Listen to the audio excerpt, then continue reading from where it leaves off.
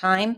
And I want to thank you all for joining us. I'm calling the West Hartford Committee of the Whole together to order. And we will just go and make sure that we acknowledge who is here. I think we have all the members of the council, but we'll go with Deputy Mayor Ben Wenograd is here. Deb Poulin is here. Carol Blanks is here. Tiffany McGinnis is here. And Barry Walters is here. Mark Zadanowitz is here. Alberto Cortez is here. And Mary is here as well. Is there anybody I missed? Obviously, we have our town manager and we have our public works director and we have corporation counsel's office also at this meeting. So just as a little background for anybody that might be tuning in, this has been a long discussion on a very, very important topic, and that's waste. It's a front yard service that is really important to our community for quality of life, cleanliness, public safety, all of those things. It's really an important element of what the community does. And we have, since 2016, actually been talking about how to manage our solid waste. And this is not only an issue for West Hartford and Connecticut, but also for our country. We ship a lot of waste out of our country, and that changed a number of years ago. And maybe that was sort of the catalyst for 10 years ago when China no longer was accepting a lot of our waste. And much of our, we don't have the land mass in Connecticut, and we have Mira and some other waste disposal companies have gone out of business and they're aging. It's aging infrastructure. So we have some systemic problems with waste, and it's going to be, it is important, and we know it's been important for us to be a partner in a solution. There's also an economic driver to some of this. So, and that economic driver does change, whether it's a recycling change or a tonnage fee contracts. All of those things are dynamic and changing for us. So in 2016, Director Phillips, John Phillips, Public Works Director, was educating all of us, and we were working with the state on pay-as-you-throw program, which really has, we use unit-based pricing, but it was a kind of a pay-as-you-throw program. We actually had a number of public meetings, and about a third of our community was really supportive of a pay-as-you-throw program. About a third of our community was very cool to it, not really embracing it, but understanding that there might be a need for a change. And a third of our community was very strongly opposed. And the middle third, we thought we could maybe educate and bring along. And it was clear that that was going to be more challenging. So, we let it go for a while. And then we have been still working on, this has really been a forefront of what John Phillips, his department does, and what they are planning to do on Brixton Street. And we've had many, many discussions about next steps. Deep has been talking about this for a very long time. As you know, about in 2022, 15 communities received a pilot program money for trash, for some form of solid waste management. And that looked different in different communities. For us, it was the Morley pilot program. And we have a counselor that was in that service area, Tiffany McGinnis, and she can share some of her experiences. And it was a voluntary program that we did. And it was about 45% of that group voluntarily participated in the Morley pilot program. We worked with with Deep on extending that pilot. We had a significant amount of waste diversion. I think a lot of people understood that they were throwing away things that could be put in a food waste diversion program. This was really part of an education process. And there was a lot of education that went along with it, largely from the Morley community, whether it be at Morley School or it's or somewhere community based. So it was helpful to have a dense community that is. And the community I lived in for 18 years, where a lot of people are in tune with what their neighbors are doing. There's not a lot of land mass in between. And so it was a very a good area for us to give this a try. And I think an area that we expected we would have more success with signing up for this kind of a program. In the meantime, we had our our Sustainable West Hartford Commission that merged from a couple other commissions, and they were organized and moving forward. We did an ordinance to establish this commission, and they established a waste working group that was working alongside of this pilot program. And when we were talking with Deep about extending the pilot program and then expanding the pilot program, the waste working group has been hard at work for a very long time, 9 months, meeting monthly, weekly. I mean, they have had enormous amount of time commitment to support solid waste management in our town, and ultimately bringing a pay-as-you-throw program as a possibility for the town with a partnership with Deep. So in discussions, we had a $1.5 million grant that we were looking to accept at our June 25th meeting, actually, through resolution. And it became very clear that a very important part of the unit-based pricing program is the enforcement piece. That the only way to have a successful unit-based pricing was to mandate it and have an enforcement component. And as our director of public works says, we cannot volunteer our way out of trash and changing our behaviors. It has to be enforcement. And that was clear through discussions with Deep that was a really essential part of it.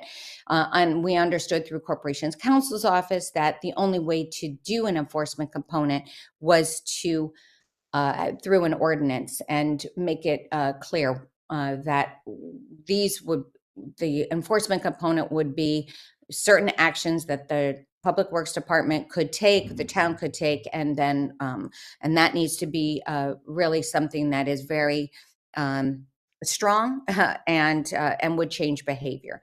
And so we didn't have that opportunity to talk about that at the committee meeting that we had on June 6th, where our waste working group, led by Rachel Virgin, did a very comprehensive and really, really remarkable presentation on the impact of trash on our environment and what is going on, and even within West Hartford, some of the numbers.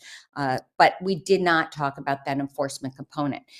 I will say the enforcement component is, I think, a big driver on why people haven't done pay-as-you-throw. And Connecticut is not a state that has pay-as-you-throw programs. There's one small community, Old Saybrook, but the model is very, very different than West Hartford. And the pilot programs, the 15, I don't know if there are other communities that are continuing. I know Middletown has had a small section of town, and John can talk better to this than I, that has been a little bumpy, but they might be continuing a small area as pay-as-you-throw. For us, we have 21,000 households approximately, and it is a significant change in how our front yard, our trash would be handled. And because of the magnitude and because of the impact to our community, rather than putting this in the Public Works Committee, we thought we'd bring the whole council together, committee of the whole, and I really appreciate everybody taking their time out from a summer morning. It happens to be a rainy summer morning, so that's maybe a little more helpful. But anyway, so now we are in discussions about the enforcement component of it, which is real and significant. And so I am going to flip it over to our town manager to talk about what this would mean for our community and how this, how the reality of how this would work. Thank you. So over to you, Rick. Thank you, Madam Mayor, and good morning, everyone. As the mayor said, we have been talking about waste reduction in earnest with the council for some time now, and for some of you, it's been back to 2016. For a lot of us, it's just been recently over the last almost 2 years now. And as the mayor stated as well, the Sustainable West Hartford Commission and their subcommittee, the Waste Working Group, have been helping us with that dialogue as well. Most of the conversation recently has been centered around the Morley pilot program, as the mayor mentioned, and that has been in place since 2023. And now we are in the position of potentially receiving a $1.5 million grant from DEEP to take that pilot program townwide on a mandatory basis. So I think, over the last few years, we've all become very well educated on the benefits of a unit-based pricing and waste diversion program. We did discuss that in detail at the June 6th meeting, the Public Works Facilities and Sustainability Committee meeting as well. And I think, just real quickly, obviously, waste reduction, the environmental benefits, equity in terms of, treating trash more as a utility, and the more you dispose, the more you would potentially pay.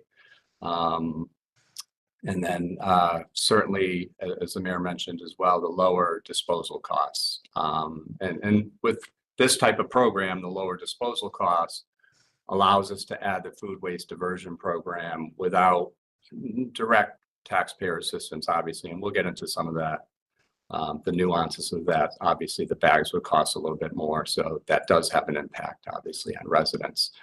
And then on the other side of the benefits, we have challenges to this type of program as well. So you do have that, increased cost to residents with purchasing the town-issued orange bags.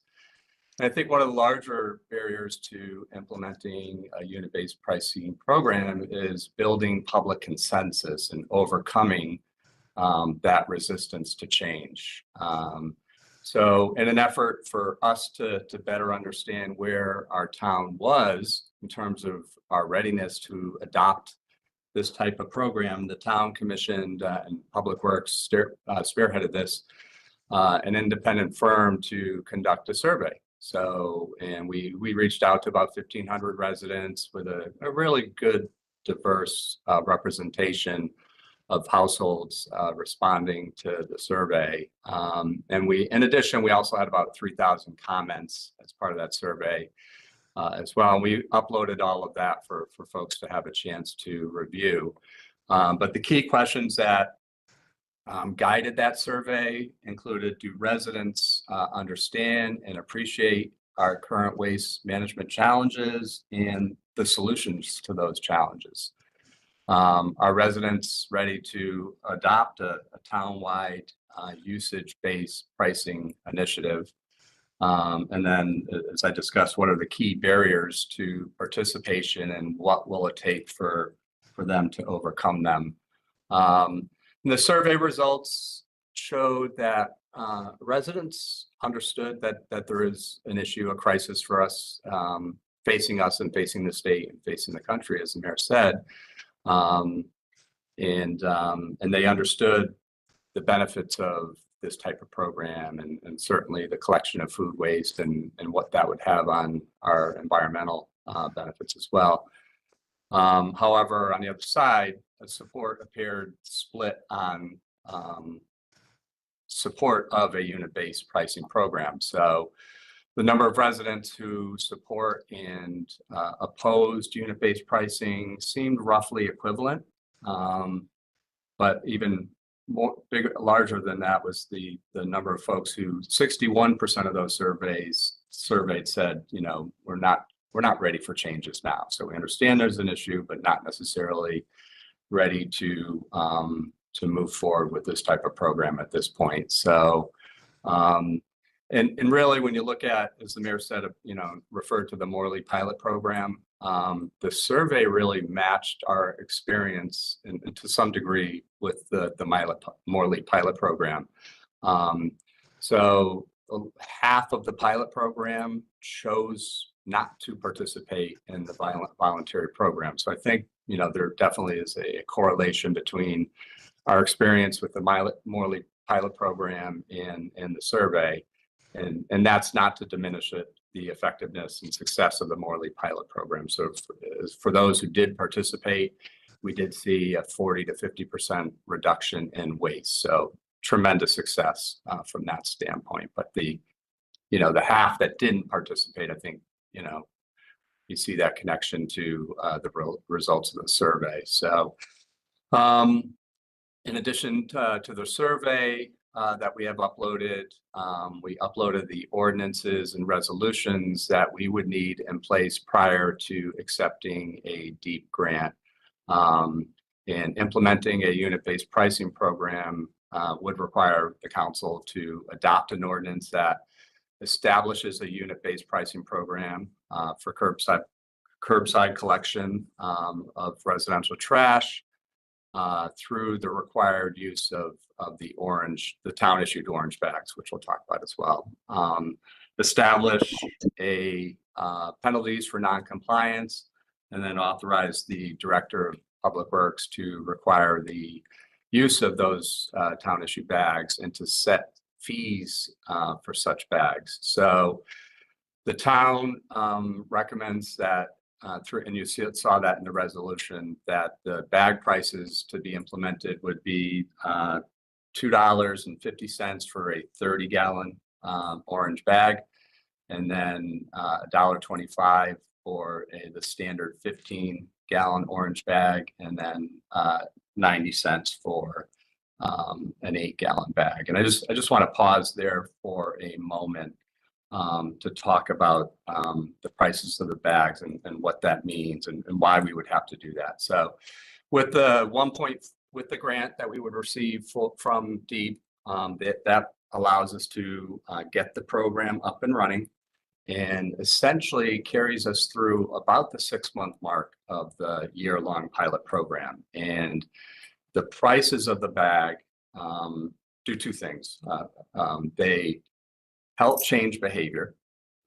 So certainly if we gave free bags out to everybody, instead of you had your white Costco bag, you had an orange bag, but you had unlimited bags, it's not going to change your behavior. You're going to still use the same number of bags on your weekly trash disposal. So the pricing of the bag has a little bit of skin in the game. So you're going to be, we think it changes that behavior, and folks will learn to recycle more and minimize the number of bags that they put into that green barrel through those efforts. So, in one of the reports that we've discussed in the past, it was uploaded as well, in excess of 60% of what we're currently putting in our green barrel should not be in that green barrel. So this helps change that behavior, recycle more. We have the food waste barrel as well, which would be separated. And then there are opportunities to separate more trash out of our weekly green barrel. And with the implementation of the transfer station that John's working on, have that ability to even separate more from that green barrel. So, and then the other side of that, or the second benefit of the pricing of the orange bags, is to, as I said, at that 6-month mark, we'd be able to use the revenue from that bag pricing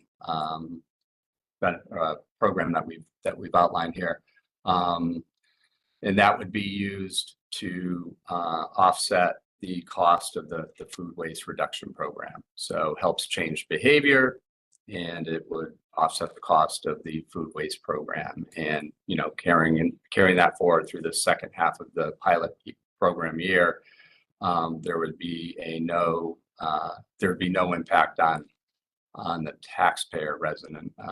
But, you know, certainly the prices of the bags are a little bit higher than what they would cost if we went to Costco or Stop and Shop. The average cost of a bag for all of us today is in that, you know, it's about 10 cents to 15 cents a bag, depending on where you purchase a bag. So I want to pause there just for a moment before moving on to enforcement to see if there are any questions on that. John, if you think if I hit that on the head, or if I need to be corrected, feel free to input there. So just for a moment there, I'll pause. Any direct questions on that piece of it? All right, I'll keep moving on. So as the mayor said, the enforcement is a very important part of this and will be critical in determining the success of the program. So we do recommend that we use the same penalties and the right to refuse collection that currently exists under the town code for residents who fail to separate recyclable and non-recyclable trash. We've had that in place for many, many years. However, it's rarely ever been enforced. We also have the potential of refusing to take trash as well. So, but again, as I said, that's something that we just have not done in the past. So, and John can speak to some of the things that we witness almost on a weekly basis in terms of what's not being recycled and what is being put in those green barrels. As I mentioned earlier, 60% of what's in there really shouldn't be in there. So with this grant program, enforcement would be divided into 3 phases, and initially would be monitored using teams of contracted staff who would be out on the streets or out on foot, as well as an AI camera system program that we would have located in each Payne's vehicle. So during that first month of the program, staff who we would hire through this grant will assess carts on each route each night on foot. And I'll use my home as an example. So our trash is collected on Thursday mornings. On Wednesday night, the staff of contracted folks would literally walk down the street. They would open up a barrel. They would look in the barrel. And if everybody was if I was using all the orange bags in there, they'd close the barrel, move on. If I wasn't adhering and I had a couple white bags in there as well, they would give me a warning notice. And then, as we moved past that month into moving along into the pilot program, following a certain number of warnings that we would predetermine. So not necessarily something we need to decide today, but we would in the months leading up to implementation of the program.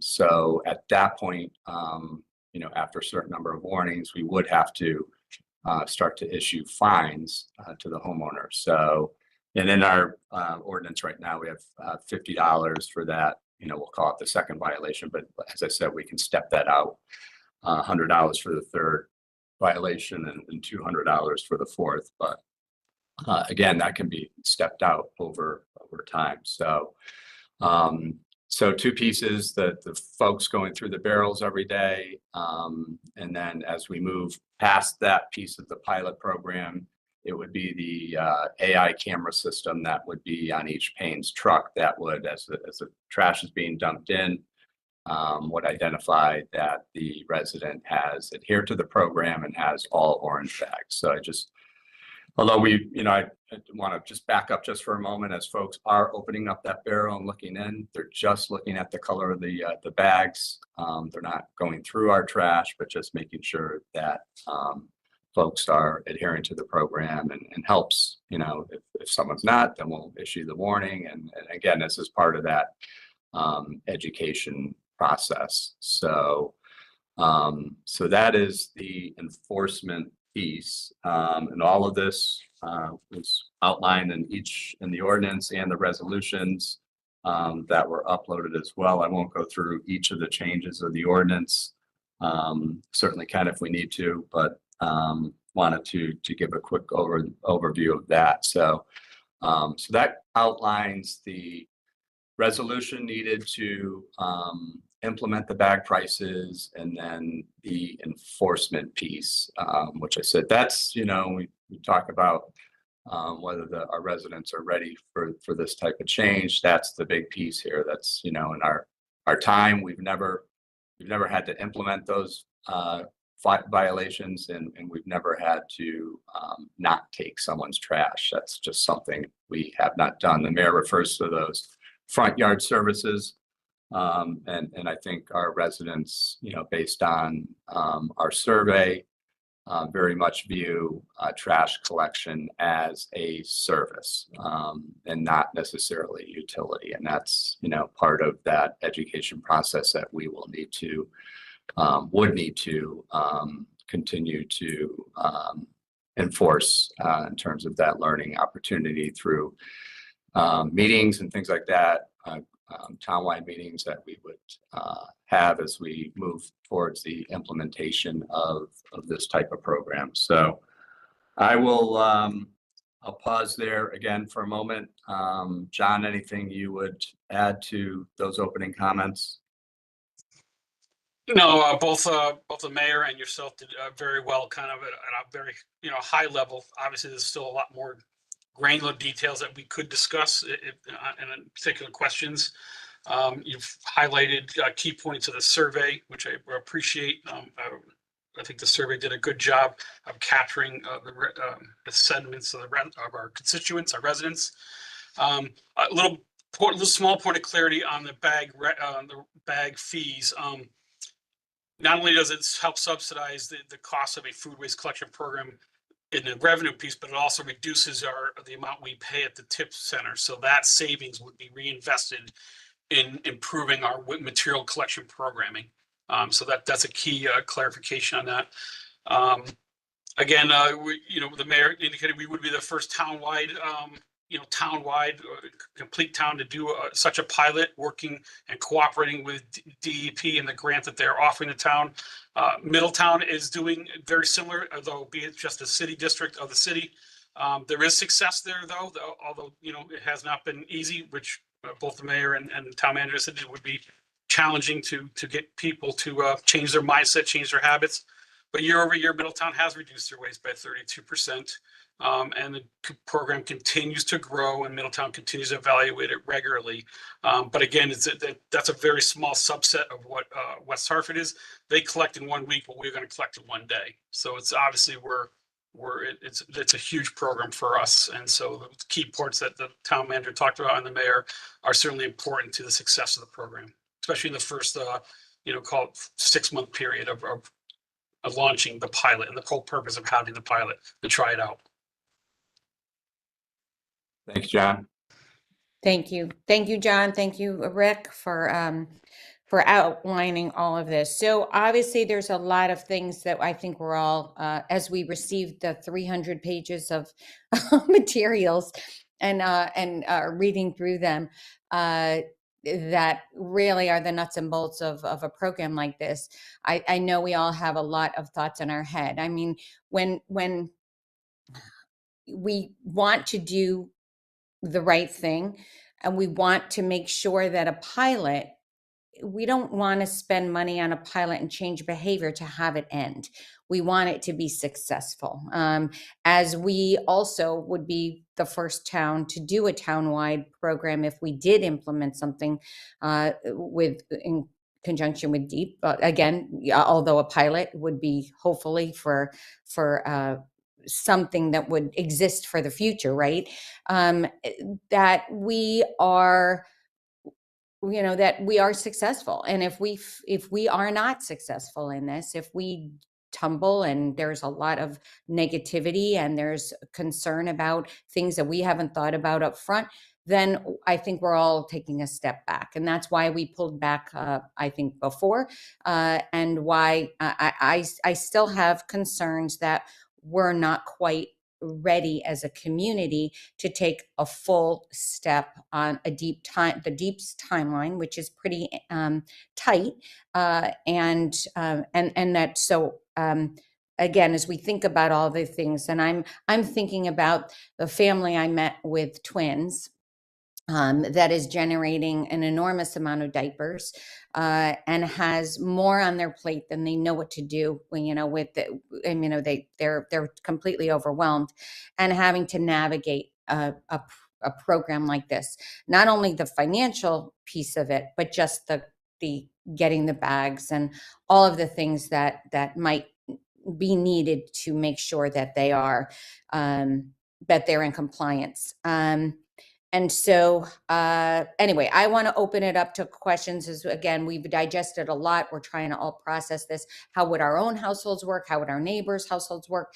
And how would that, how would it translate? And again, the success, a pilot program, we don't do it saying, we'll give it a try and we expect it to fail and then we move on. That's not the mindset that we need to have to go into a pilot. And I think we have the responsibility, if we are committing to a deep program, that it would be successful. I think that was the mindset with Morley, that we would do this stepped approach.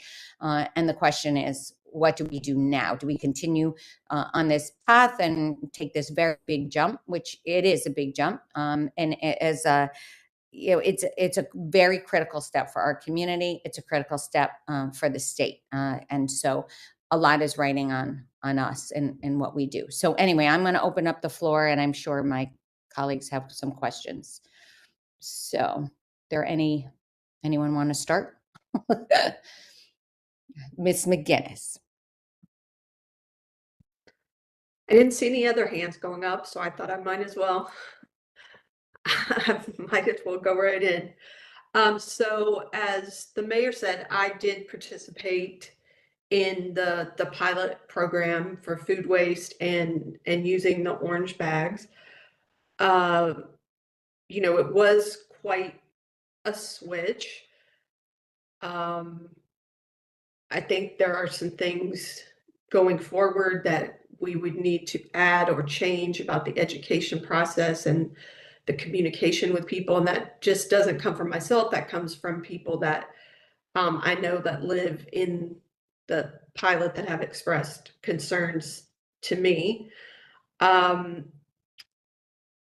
One of the things to start with, this, I know, as we've talked about, is really a three-pronged approach, which is food waste, transfer station, and then education on the whole process of trash in general, basically, and where it goes and why we need less of it.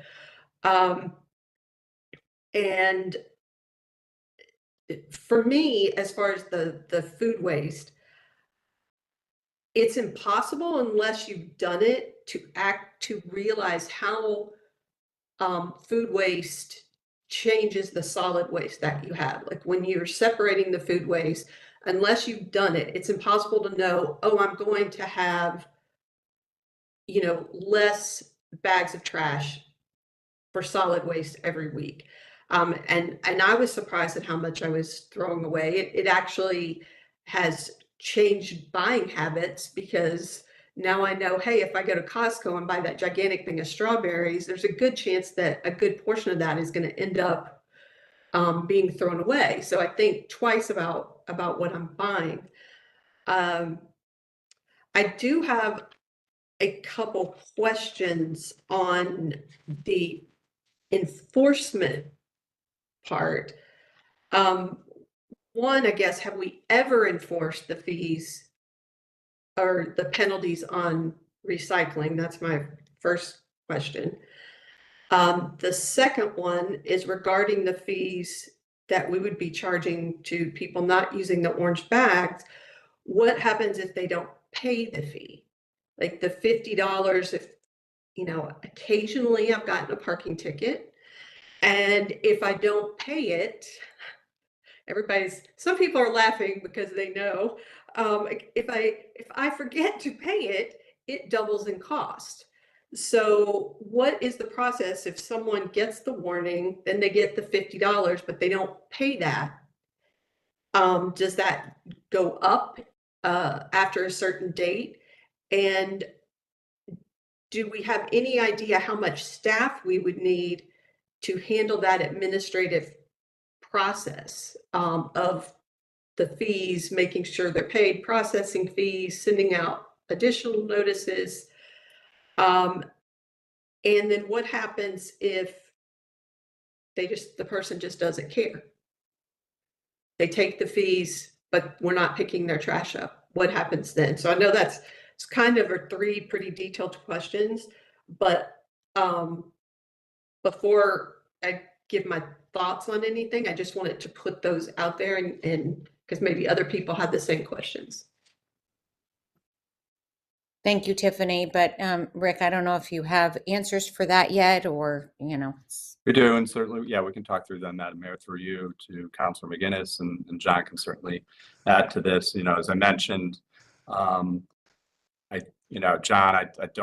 we have rarely violated anyone for, not properly recycling or putting things in the trash that they should not have. And, you know, one thing we also can do, I think Councilor McGinnis mentioned this, we wouldn't necessarily do both. You know, either we'd issue the violation, or we could leave the trash behind as well.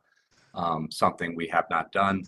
And now, you know, one of the concerns we had, and it's one of those things we'd have to work through as we move forward, is, you know, obviously we've talked a lot about bear activity in town. And when you leave trash behind, and someone who's not adhering to the program, you know, we leave the trash barrel there, and then they're away for a couple of days, and we have a green barrel out there with some food in it, and we have, you know, the issue with the bears that we see throughout town. So that's something we would weigh. We could do the ticketing or the leaving of the trash behind, or 2 different options. So, you know, in terms of, we do have, you know, a process for folks that don't pay. To your question of not paying the fine, then we would continue that process with them to seek collection and follow the remedies that are available to us by law to do so. I do think, you know, over time with these programs that have been set up, you know, throughout the Northeast, you know, after a few fines, people will probably get in line and adhere to the program. But, yeah, certainly that won't be the case with every single violation. John, anything you'd add to that in addition to that? No, you covered it. And certainly, you know, the overall question, the ordinance does cover a lot. It does cover that the residents are responsible for separating their waste, especially when it comes,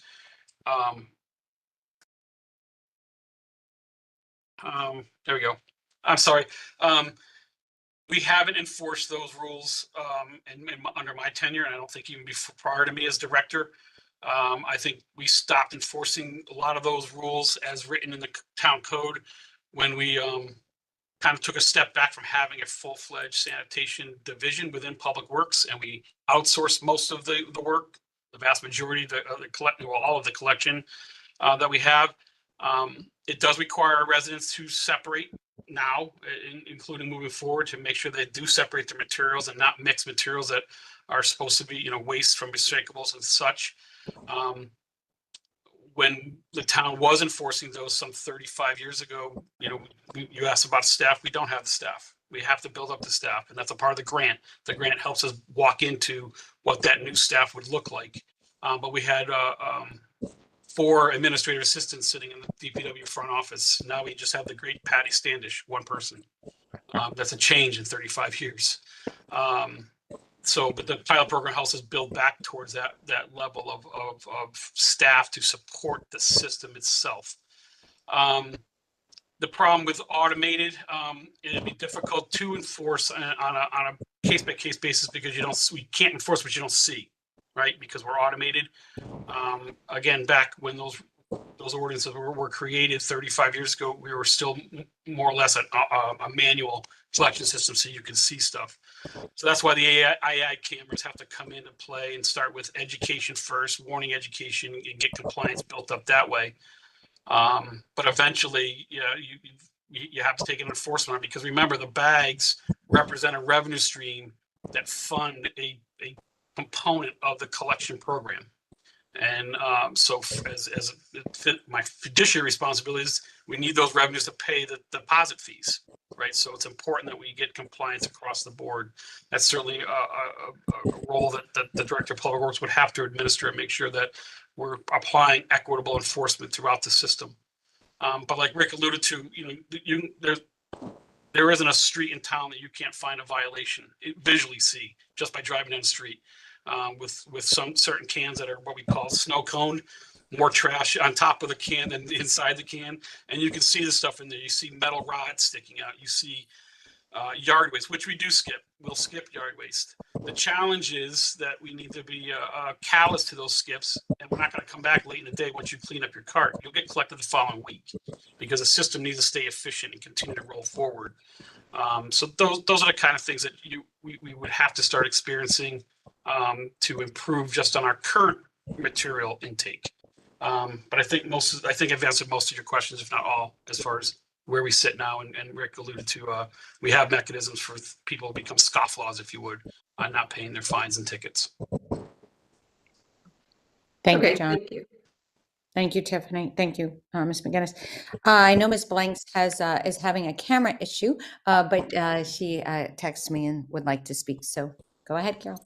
Thank you, Madam Mayor, and thank you, Rick and John. And I also want to just thank all of the volunteers that have been working on this issue, the Sustainability Commission, the subcommittee, the working group, because I know it takes a lot of their time each and every time they meet and sort of toss these things out and try to present somewhat of a plan for all of us to work with. So I just really want to put that out there. We all know that this issue is not going to go away, and we have to figure out through some type of consensus on how to address this particular issue. And I share many of the comments that Councilor McGinnis just said, except I am not in the pilot program. However, I do have a neighbor who does participate with Blue Earth. And because of all of the meetings and now being a council member and being part of the Public Works and Facilities Committee, I do find myself conscious in terms of recycling and trying to minimize the amount of stuff that goes in the trash, whether it's food, maybe using the disposal, or making sure that things get into that recyclable bin.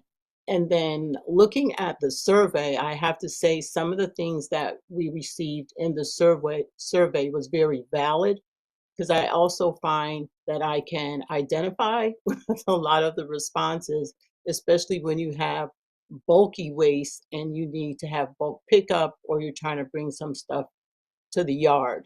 So I do think that even though this is an issue that we know that we have to address, and we have this opportunity with DEEP, I really believe that we need to address many more issues, and that takes time. I feel as though, and I don't want to say that we're rushed, but a lot of times when you're given a short window and you still have a lot of issues to iron out, it's beneficial that we try to do that and get that right, instead of kind of, I don't want to say steamrolling, but moving ahead faster than we were really able to look at a lot of the areas that need to be addressed.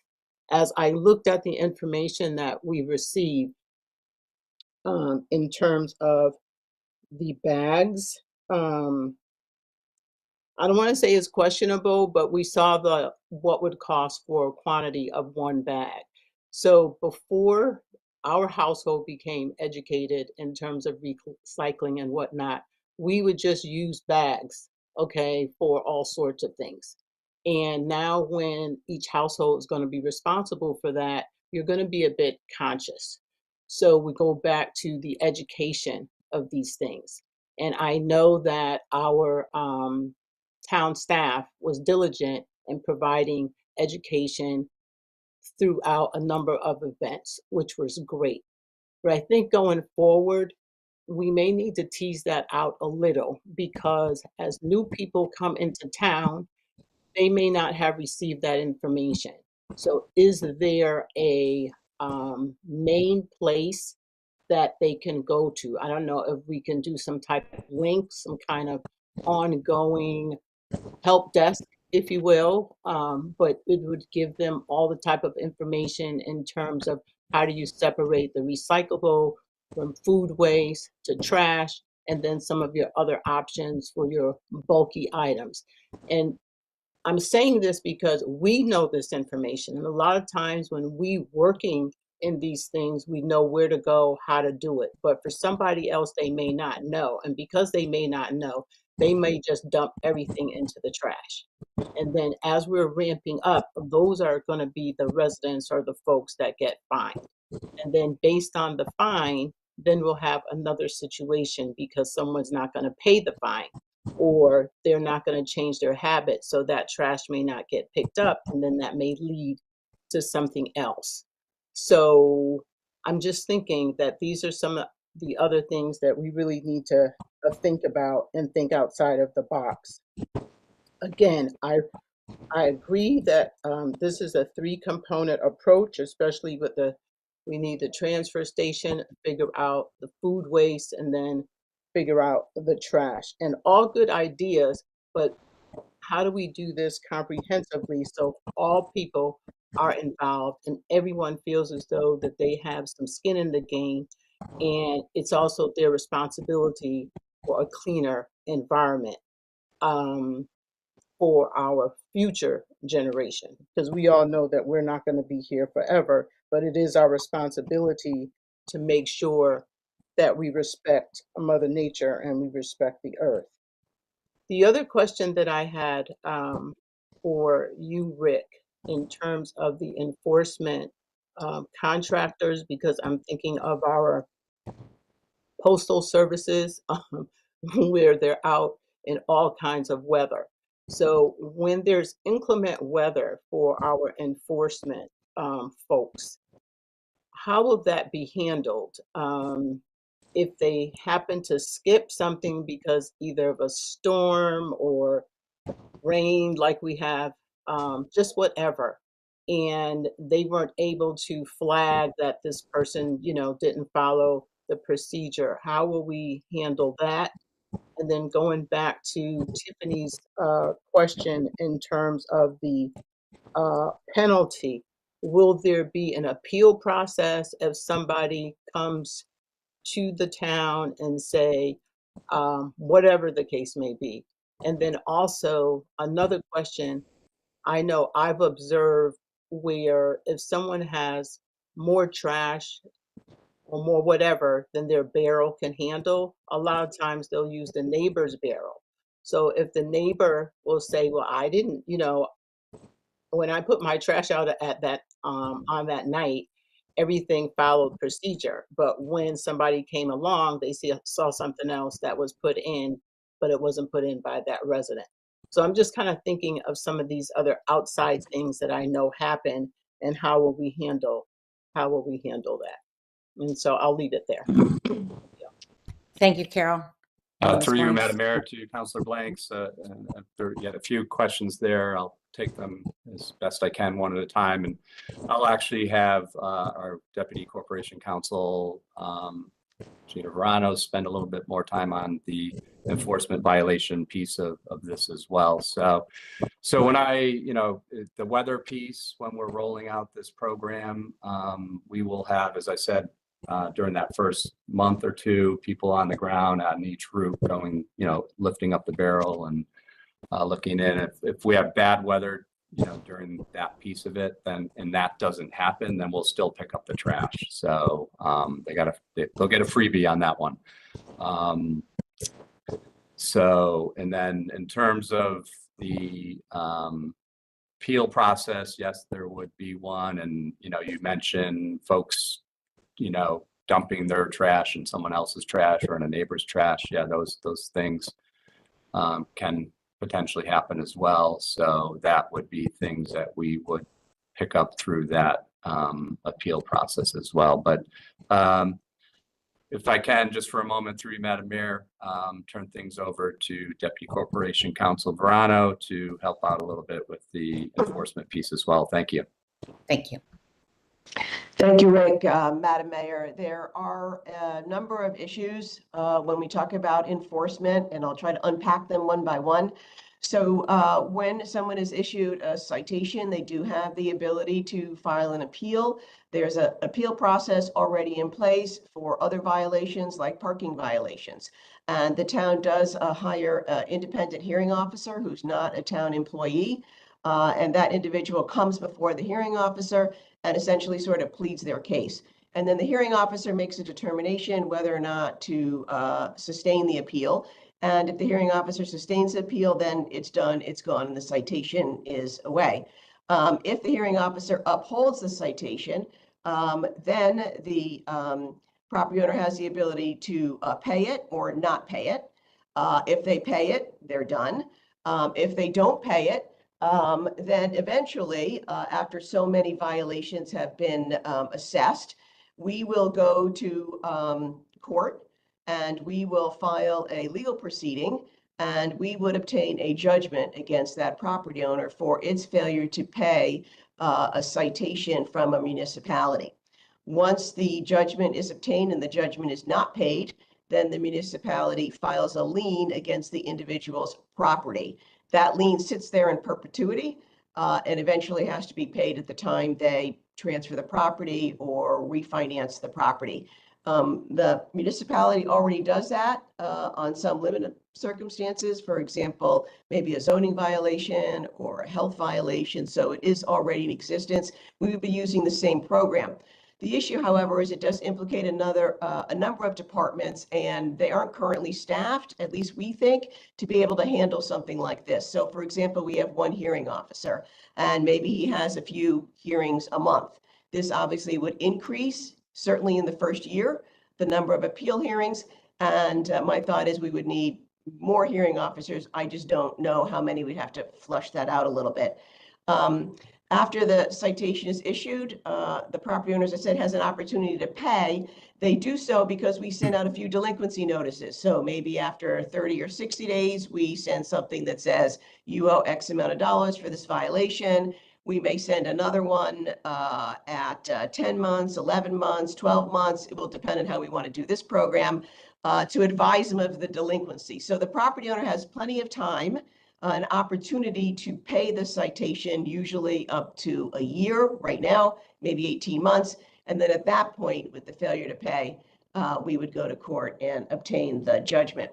The other issue in terms of staffing too is who would send the delinquent notices. I mean, that would be done out of the revenue collector's office. There might be software that would be able to send out automatic delinquency notices. But in all events, I think if this program were adopted, we would definitely need more staff to handle that, because for sure, at least in the first year or so, I would think that the town manager and the council would want to afford the property owner the longest opportunity to be able to pay those violations.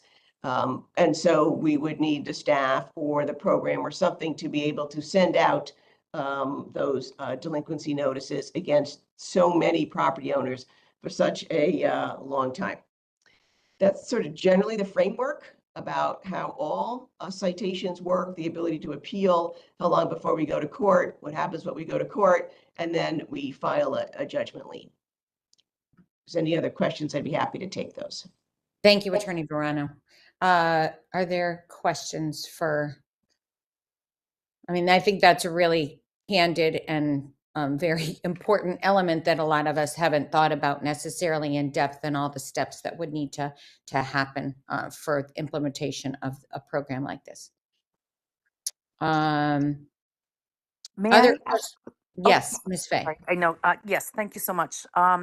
Very, very good discussion today, and I know we've been having these for a very long time. I guess my question is more kind of a strategic one. So going back to the beginning when you said we pay a charge or a fee, excuse me, for the food waste or the food waste disposal portion of this to the whoever's taking care of that. I assume it's Payne's, but I don't even know those details. I know I haven't gotten through the package, so forgive me for not having read it in entirety. But I'm familiar with some of these programs on the West Coast, believe it or not. I have someone that I know who's in that business, and he doesn't charge. He's a big for collecting or anything because he makes his money on the back end because they use it in energy plants. I don't know the whole mechanics. I mean, this is the high level conversation that I've had with him. I can't tell you everything, but my question is, if we're looking at the cost of the bags, which I think are the big resistance points,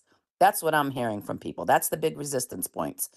Why can't we negotiate better with the food waste collector, whatever vendor, to get their costs down so that the bags become even more reasonable? I'm just trying to figure out the pressure points of some of the emails I've gotten from concerned residents, and that's one.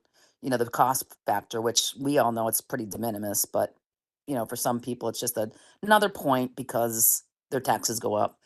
And then I think just another, again, having been involved in a little bit of change management, Six Sigma stuff in my prior life, getting over that resistance point of the cost, if there's anything we can do with the food scrap vendor, that would be very, very helpful. And then second of all, some of it's optics, right? We're going first, which I know we want to be a leader, and I love that. I love that about West Hartford. We do jump out in front and we do things first and try experimentation things. But would it make more sense? I know we're already down the pike to let another municipality go first to see how it goes, because going first sometimes makes people more and more anxious. And then the third piece would be we're putting through our residents through a tough, a lot of change, right? We're doing the road diets, we're doing all the buildings, the apartments are coming, traffic, et cetera. And they're very, very nervous. So I'm just trying to figure out strategically, are there some levers we can pull to A, get the cost down in the bags or somehow defray that? B, make more people get excited about it somehow instead of resistant. And then of course, with the third piece, just all this change coming at once. How do we manage through that? So those are kind of big questions, but if anybody has any thoughts, I'd love to hear them. Thank you. Thank you, Ms. Fay. I think you raised what's on all of our minds. So very well. And that's, so I agree with you. Are there, I don't know if the staff wants to answer any of those, but I'm sure there are other counselors that would like to speak. Any we can address a couple of those, Madam Mayor, through you to Councilor Fay. So in terms of the food waste diversion piece of this, so we would, right now, Blue Earth is the contracted vendor who is assisting us in the Morley pilot program. We would go out to bid for the Townwide food diversion program as well. They were very competitive. I would expect that they would be again, and they provide and have provided an outstanding service to our town going back a number of years, even before we rolled out the pilot program at Morley. So we know we would work with whoever the chosen vendor would be to get the best price possible. And we did mention the price bag being influential on providing that food waste diversion program. The other piece of the price point on the bags, though, that we also have to remember is it'll help us change behavior, right? So if the bags cost the same as they do today for the white bags, what is that influence for us to change that behavior in the household? So, am I going to pay another buck for this orange bag, or can I recycle more, food waste more, bring things to the transfer station that would go to the transfer station. So that's a big piece of this as well. So, and you're right, being first, certainly there would be an opportunity to learn from other communities who are doing this. And we're John can speak to this as well. We're watching Middletown very closely as well. It's, much smaller portion of our community, or their community that's participating in this. And then for us, you did talk about change and things that we are seeing throughout our community in different forms of change. And this is yet another one. And it is the change, I mentioned that front yard service. And I think a lot of us view trash as a service. We pay our taxes, and we know we don't have to worry about trash. It's part of what is included in our tax bill. And having, and that's to Counselor Blanks' point about education. That will be the important part of educating our community should we move forward with this, in terms of, changing that mindset from, that front yard service to, well, trash is more of a utility, and there's significant environmental benefits to making this change as well as economic. So those are all part of this potential change as well. So, and that as I said, that front yard service is big. I mean, folks really rely on the services that we provide today. And when you look back in our history, which many of you have been part of for a very long time, we haven't often changed that service that we provide our community. So, and this one could be viewed as that, and that's part of what we will need to potentially work through and educate folks on. So, Yeah, John, I understand that's great. The one thing that I'd be cautious about, and I understand there's probably not a better synonym to use for replacing front yard service and viewing it as a utility. But people are up in arms about Eversource and that public option. I'd be nervous about calling it a utility, because you calling it a utility, people fear that we're going to put more mandates on it. Now we're going to put another mandate on a utility, like we're doing at the state level.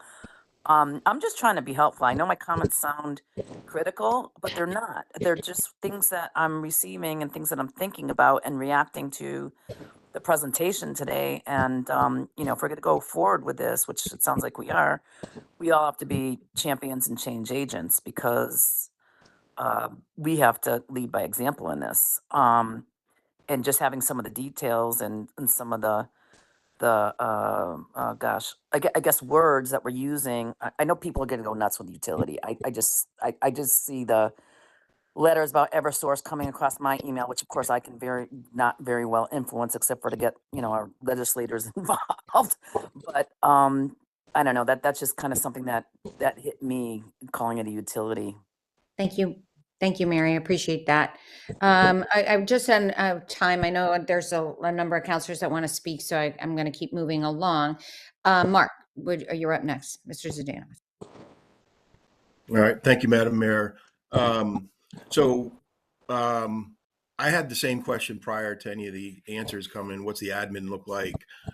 And because I thought it would be expensive, and to track this in the appeals process, as corporate counsel mentioned, independent hearing officers, legal costs, hire new employees, not things that I'd like to hear, because we don't have any data on what the cost is, because we haven't done that before. But I imagine that it would be expensive in hiring new employees to do this. So not something I'm crazy about. And then with this pilot program, my understanding is that as a whole, overwhelmingly, the town really didn't want to do this through the survey. We didn't have a lot of positive, I shouldn't say a lot of positive, that's not true. But as a percentage, people were not excited about this, as I understand it. And I'm wondering, is this pilot program kind of, is the tail wagging the dog on this pilot program for this? So I'm questioning that too. And Just, I think it was Carol that mentioned how are we going to educate these people on this, the town on this as well. And for new residents and things like that, I remember a long time ago, the town used to have a welcome wagon. Maybe it was independent of the town, but it was something that educated new employees, or not new employees, new residents. So I don't know if that exists anymore, but it's a way to get information out there for new residents of West Hartford, regardless. And then we talked about, going first in this pilot program. Oftentimes leadership is not always the tip of the spear. Always don't lead from the front. I've mentioned this before in meetings. In the military, leadership leads from the middle so they can watch what's going on in the front and the back and the sides. You don't always have to be the guy out front or leading like the tip of the spear. So just a lot of questions, and I know we're crunched for time, but I just kind of I don't know if those are questions, comments, if someone can address them, but just concerns. Thank you. Thank you, Mark. I appreciate them, and I think they're concerns we all share as well. As I mentioned after Gina's presentation, that staff component was something that hadn't been clearly outlaid how it would work, and being first for something like this is big, and I don't there's a lot of risk for sure, and I did say that if we aren't successful, if West Hartford's not successful being first, it could be something that is very hurts the whole trajectory of the state. So that's a concern. Okay, so I know Deb had some questions. I'm going to go to Deb next, Barry, and then Alberto. Okay, so thanks. Thank you. Thank you through you, Madam Mayor. I just have a couple of questions. I think I know the answer to this first one, which is there isn't a way that we could sort of selectively enforce the ordinance if we were to adopt it, so that we could allow people who might have more challenges or difficulty meeting this new program a way to ease in any way.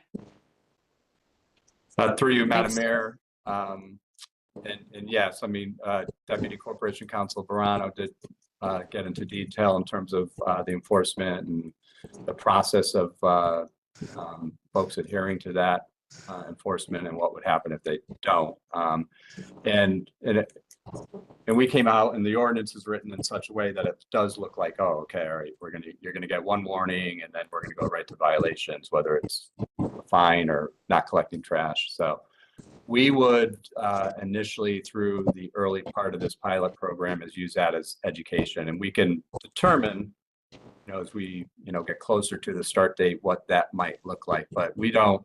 Yeah, we would work to ease folks into this program as best we can. We want to quickly get to the point where people are adhering to it, but folks do have hardships and struggles, and we will, we can ease off the violation piece of this through our practice as we move through it.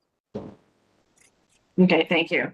So my second question is, what do we do about landlords and how they would they be responsible as the homeowner for what their tenants are, how their tenants are participating in this program?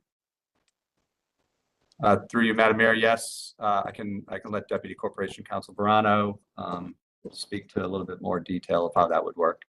Great, thank you. Rick, Madam Mayor, yes, that's exactly right. We have to put the burden on the property owner to ensure that the trash is properly separated and that there is the use of the orange bags.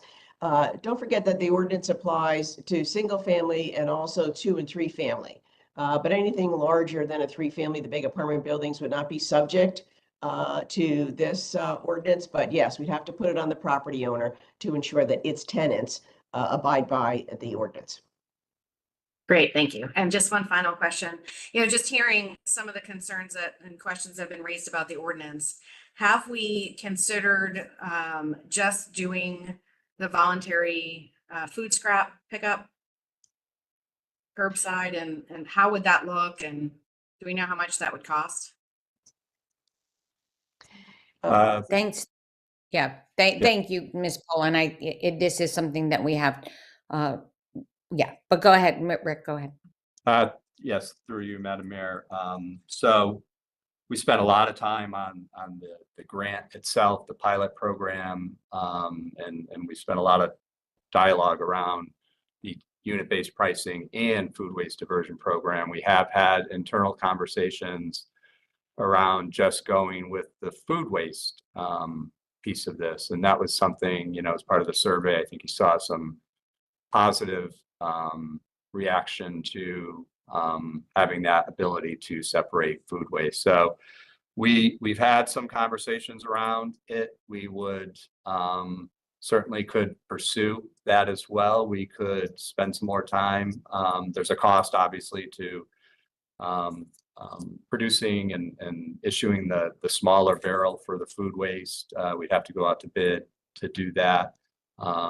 We'd want to do the barrels, and the mayor was a big proponent of having the barrel with the handles and the wheels for those who may not be able to easily move the barrel out to the front. So another thing we've discussed is kind of we've had Blue Earth around town for quite a number of years, as I mentioned, and with the success of the Morley piece of this as well, rolling out an opt-in program. So we could roll this program, the food waste diversion program, out to our community and have folks opt in.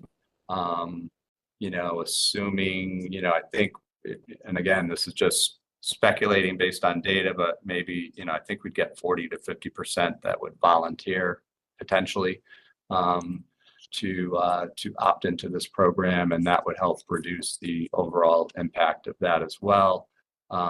We would continue to talk to DEEP as well. So I know there'd be disappointment if we weren't moving forward with the UBP program piece of this, but if we were to really look at this as a long-term step this out type of program, that would be a logical first step, is to go with the food waste diversion and potentially, seek DEEP to partner with us on that as well. So I don't know if that would happen or not, but it's certainly a conversation that we would have. Through you, Mayor, I'll turn it over to Mr. Phillips as well to see if I missed anything there. Thank you. No, you're definitely a great commissioner of waste. You mentioned the cost. So I want to be clear, if without the unit-based pricing component in the pilot program, or just as a program offered to the residents of West Hartford in our overall material management strategies of waste, it would not be a cost recoverable program if we just ran a food waste program. The cost factor could be, depending on participation rate, depending on the bids that would come in, it would be similar to our collection of our yard waste, very similar to our collection of the blue cart recyclables, right? Both programs that are not cost recoverable programming, but they're essential to proper material management.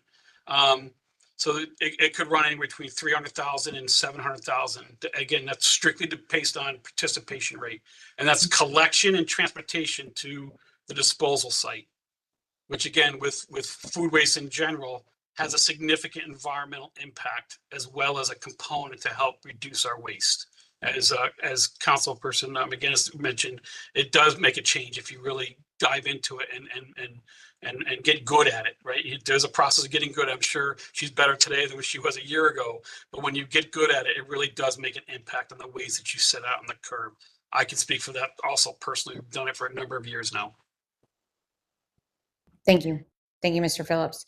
Okay, so I'm going to keep moving along. I know a couple more people. So Barry will be next, then Alberto, and then Tiffany said she had something, and I know Ben needs to talk too. So we have a few more people, so hang in there. Okay, Barry. You're muted. I wanted to make a point of paying attention to that. I'm sorry.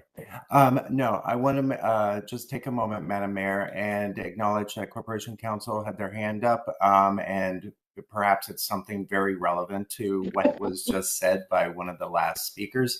So I would like to let her speak to whatever it is that she needs to speak, if that's okay. Madam Mayor, Thank yes, you. I just Sorry. had a comment, thank you, on the town manager's comment about the food diversion program.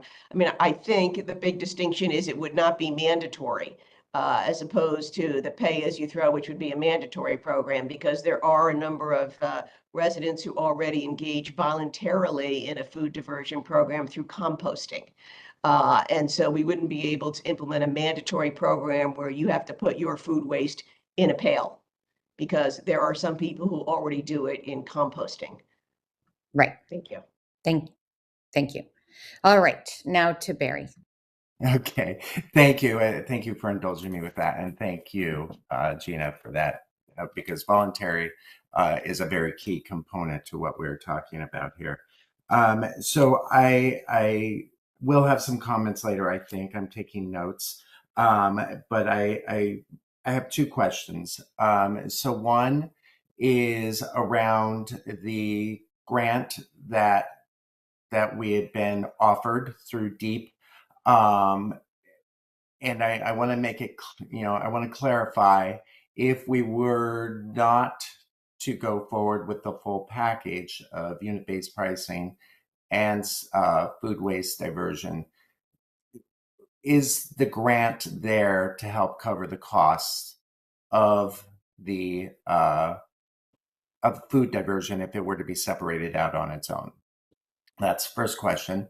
Second question is, I've heard others refer to food waste transfer station education. So to me, there's one big question mark in there, and that's with the transfer station. I know that we are working towards a transfer station. I know that we have had a couple barriers and roadblocks to navigate, but I'm also interested in what the timeline would be on that. Given that all of this would be somewhat dependent upon having that transfer station in place. So those are my two questions, and I'll save my comments for later. Thanks, Barry. Through you, Madam Mayor, thank you, Councilor Walters. Great questions. If we were not to go forward with the unit-based pricing, would DEEP still provide us potential funding for the food waste diversion program? We would have to determine that. That may not be an option. But we certainly will try. But I know, from DEEP's perspective, the unit-based pricing was a big piece of this. But we would have that conversation, certainly. Other funding alternatives, if we were to separately just do, the opt-in voluntary food waste diversion program, we do have ARPA funds that would support rolling this program out, at least for the first 2 years. So that would be an option for the town. And then, excellent question on the transfer station. John has been working very hard on this for a number of years as well. And we are making a lot of progress. So if it's okay, through you, Madam Mayor, I'll turn it over to John Phillips to give us an update on where he is with the permitting process and the rollout of an enhanced and newly renovated transfer station. Thanks, Rick. Thank you, through the mayor, Director Public Works, John Phillips. Yeah, so on the transfer station, so as most of you know who took a tour down here probably well over a year ago now, we're tight for space, obviously, and there's a lot of stakeholders who want to put a flag in some of the land spaces that we have down here. But we certainly have a space carved out for an improvement to, or modernization, if you would, to the current residential drop-off area. To take a step back and just give a clear understanding to, while I have the council's attention, right now we're only a residential recycling drop-off center. And that's why, if you've been down here, we accept product stewardship programming like mattresses, paints, things like that. Your recyclables that you can very much put in your blue bin, metals. That's the extent of our permit allows. We are in the process already with applications into DEEP to expand that permit to what they call a municipal general permit that allows all materials to come into our facility that can be generated at a residential level. Again, the key piece is residential level. We're not looking to expand this to a commercial level waste transfer facility. And so we'll go through that process. We have a meeting, we have to schedule a meeting, an environmental justice meeting for the area for this application process. So that's in progress. The second piece, again, I have to give credit to our procurement office. This past late spring, they developed an on-call service for architects, designs, and construction management. We're using that bid document, and we are started engaging in a contractor who is on that list, which is Lorario Engineering. And we have our second meeting actually tomorrow on pushing a program forward and looking at designing that out and modernizing the transfer station to meet the permit abilities, which would mean residents can bring construction demolition. Examples of construction demolition: if you yourself renovated your bathroom, toilets, porcelains, things like that, sheetrock, other construction debris, which is unacceptable at their incineration plant. Other types of materials like bulky waste, that broken chair, right? You'll be able to bring that down and dispose of it through this system. Again, the idea of the development program would also try to match a cost recoverable type of program.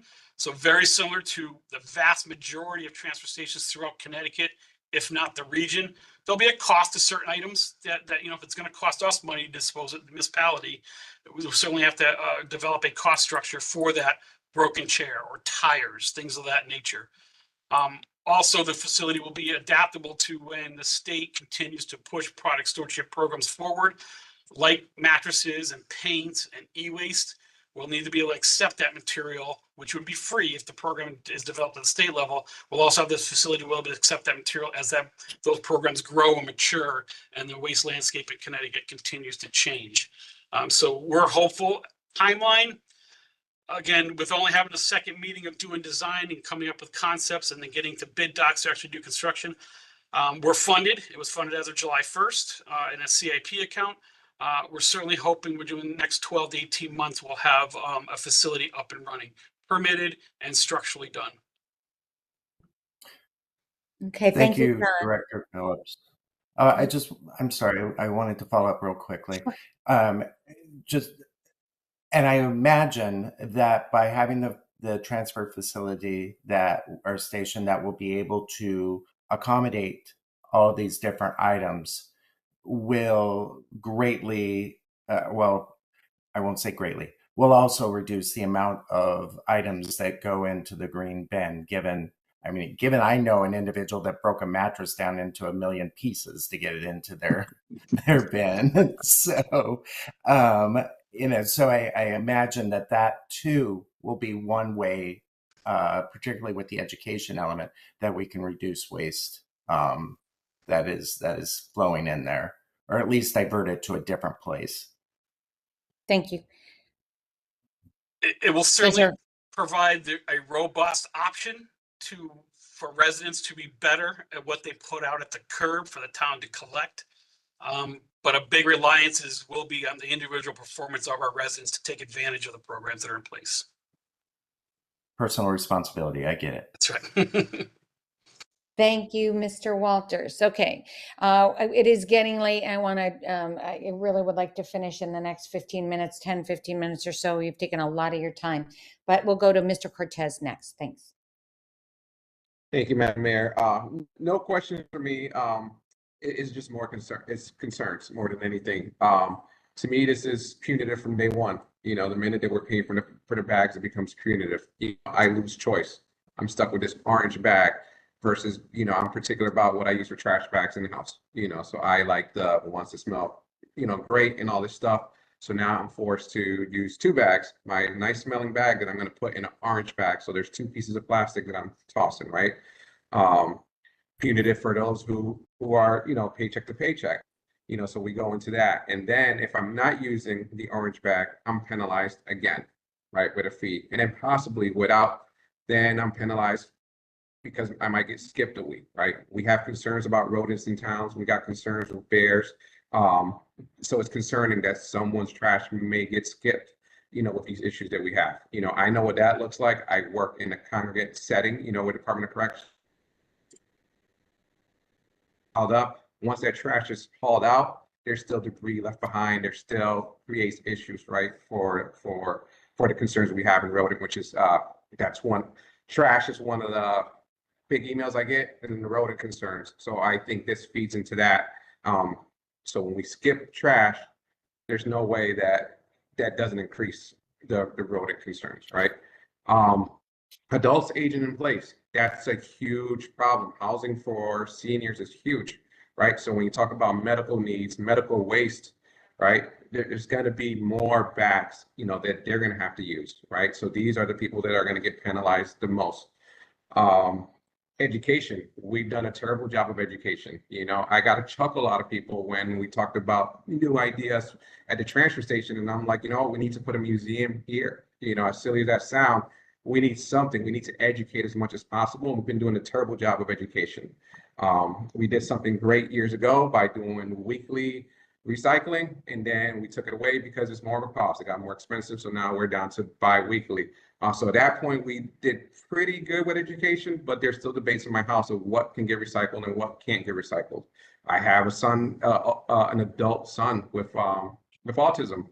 He still doesn't understand. It's hard for him. So if he was to live on his own, he would be one of those that we penalize because he's not doing it the right way. Transfer station fees, or not even transfer, our permits, right? I think that's what we go after, right? So those are very cheap, like why not increase fees on there rather than a pay per bag? So there's some ways of generating revenues that we can utilize, especially with a transfer station in place. We shouldn't make it easy to get rid of more trash. We should make it a little bit harder, so those fees should be a little bit higher. So, and then, we started, when the town manager started the discussion, we chose Morley neighborhood for a reason, right? That's where we're going to be kind of like the most successful, where residents were going to take advantage of this stuff. So when we look at it that way, just ask yourself, how about those residents that don't have access to information, right? The ones more at risk. Those are the ones that are going to be penalized, not the residents living in Morley, not my neighbors over here. We'll be okay. But it's those neighborhoods that we were worried that might not be as successful that are not going to be okay. So the optics to me on this is bad. I get constant phone calls on the whole trash thing. I think we've done a terrible job of education, and I think we could do better with the education piece.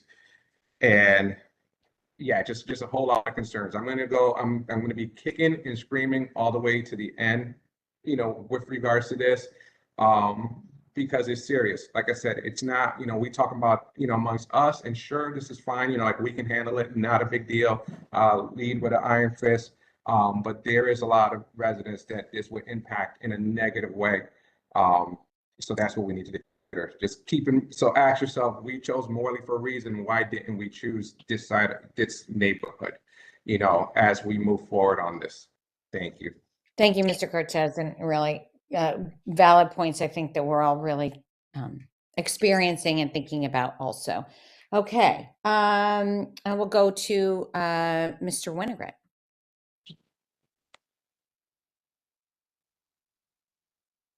We can't hear you.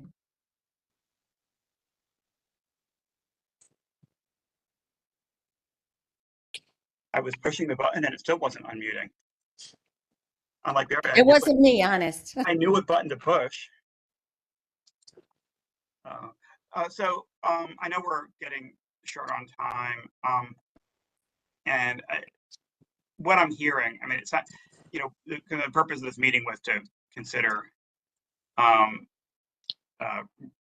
the manager's proposed resolution, and it certainly doesn't sound like we have anything near consensus on moving forward with that plan.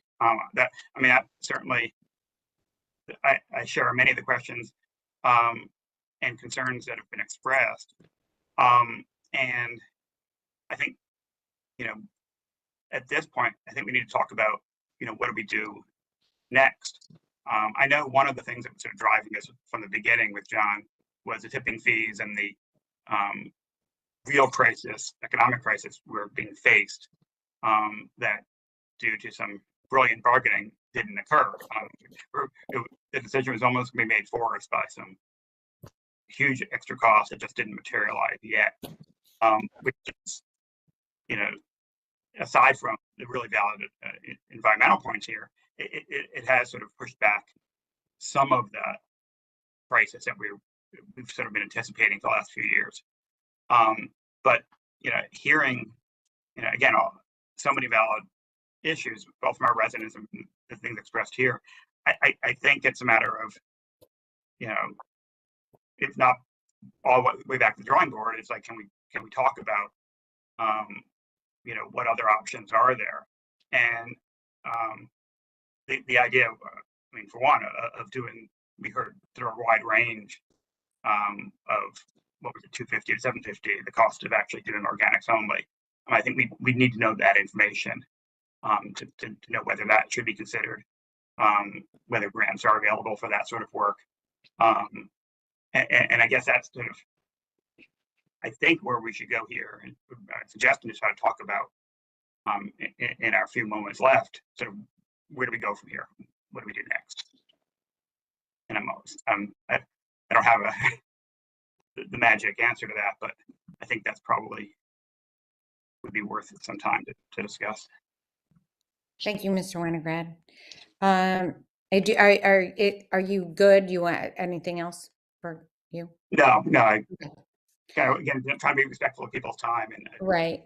Well, we are at 9:30. It's been an hour and a half meeting, and we've actually committed a lot of time to this. But this enforcement component of it is really the nuts and bolts of a pay-as-you-throw program, and so really, really important for us to flesh that out. In theory, we all want to do the right thing for our environment, and we want to do the right thing. We want to be a leader in the state, and we want to do. We want to do a partner in a way that is going to be sustainable in the future, understanding that costs are going to rise, and that is the thing. To do nothing, to step back and say, you know what, this is too hard. Or it doesn't make sense right now, I think it would be very challenging after we have started an education process. We have, even though it's, to Mr. Cortez's point, it's not adequate, and it's been significant in one area, not to the full town, and that's going to be really important. So what I would say is that I don't think there's consensus. And if anybody, you can raise your hand as I go through. If there's anybody that would like to move forward with the unit-based pricing as presented, let me know. I'm going to look through. You can raise your hand. So it looks like people do not want to go forward with the unit-based pricing as presented, as presented. So what I would say is that let's direct the town manager to look at, to come back with a plan for a food waste diversion program. Obviously, the costs of that, how it would look, what we can do, funded through ARPA. As we talked about, I think as Rick mentioned, we do have ARPA money that was earmarked for sustainable projects. And this would be one of the most sustainable components that we could do, I think, with the ARPA money. It needs to be committed prior to the end of this year and needs to be spent within 2 years. So we'd be looking at a 2-year window for that. And come back with, what would that program look like? What would it do? How we can fund it. In the meantime, we're going to continue our conversations with DEEP on being a partner going forward, or look for alternative grants if DEEP is, either unit-based pricing or nothing. I hope that's not the case. And there's a reason why nobody has done the unit-based pricing yet, because it is complicated. And as all of my colleagues have raised, there are concerns. It's a difficult program. And it does end up, I mean, there are communities that have done it successfully, and it is, I think, a good place to be. But I think without certain structural changes, maybe mandates by the state, it's going to be hard for communities to do townwide. So, and I hear you all. So what I'd like to do, again, Rick, if that's okay, you and John work on bringing it back through Public Works, some options for food waste diversion. how that model would look, funding mechanisms, grant opportunities, and then we will leave it there. So, Rick, if that's okay. Yes, thank you, Madam Mayor, and thank you all for your time, certainly this morning, but through this entire process. So I think we've all learned a lot. We all, we all, as the mayor said, recognize the benefits of doing a UBP program, but also environmentally, specifically pointing at the food waste diversion program, I think is an excellent way to move forward. We will quickly meet as a team internally. We will continue the dialogue with DEEP to see if that's an opportunity, but we'll go out to bid and find the best program possible at the most cost efficient price we can determine. And if we have to use ARPA funds for that, that's in fact what we will do. But we'll certainly look to explore grant opportunities at the same time. And Thank just you. to highlight the grant, the capitalization of the barrels is a big component of it. And we are going to have some ongoing costs, but that's a one-time fee. So it works out of ARPA to use funds for that. And we do expect it would decrease tip fees, but whether that's self-sustaining, it's probably not, but we can look at that as time goes on. I would say, and just to reiterate, and some of my colleagues have said this is a three-pronged approach, I think, for success. One is that we do food waste diversion. We build out the transfer station, which according to John, and hopefully in 18 months will be up and running, where people can manage and take control and take personal responsibility for their own waste, which is very important. And the third, as Alberto, as Mr. Cortez had said, is the education piece of it, which we haven't done enough to get our community. 61% not wanting to make a change. It's clear that that education piece is there's still a significant opportunity for us to improve that. So, well, I think with those three things in focus, that's where we need to really put our focus on immediately, and then continue conversations about ultimately what trash looks like in our future. But this for us now, I think definitely in the next 2 to 3 years is where we need to be. So, all right. Is there any other comments or questions before we close? Mayor Cantor, if I may. Yeah. I just, as the chair of the Public Works and Sustainability Committee, I do want to make a couple comments, and I'll try to make it quick because I too have to get myself to work. I want to be clear that I'm very grateful. I want to thank all the parties that are involved: Director Phillips, Manager Ledwith, of course, the committee and the work group.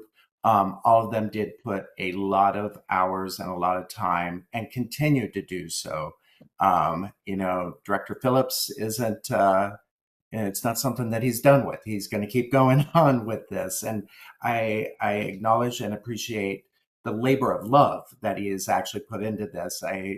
He lights up actually when he starts to talk about trash. So I know that this is a very important thing to him. And I wanted to point out that, in my opinion, that this is going to be incremental change. And, it started in 2016. How many increments do we need?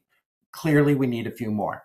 And we need to work ourselves to get there. And I think, laying out a plan of the food waste transfer station, education actually has got to start right away. And, it'll be a townwide thing. And I really, really wanted to point out my gratitude to Director Phillips and the crew that he's had supporting him in getting us just one step closer to change. Because, I said incremental change is coming. It may not be time for it today, but we know that down the road, those tipping fees are going to be exorbitant. Ohio's not going to take our trash. There's going to be other elements that are going to force our hand. And I'd like to be ahead of it when that time comes and be prepared. And I think, putting a plan in place, maybe slowing it down a little bit, and not having things imposed upon us, sort of doing this under our own terms is the way that we need to go. And I thank Director Phillips very much for all the effort and the work that he has put into this. Thank And you, that's all. Barry. Oh, thank you, Mr. Walters. Thank you, Barry. All right. I also just want to close by thanking you all for taking the time out, a significant amount of time again out this morning. I want to thank John and Rick, as Barry just mentioned.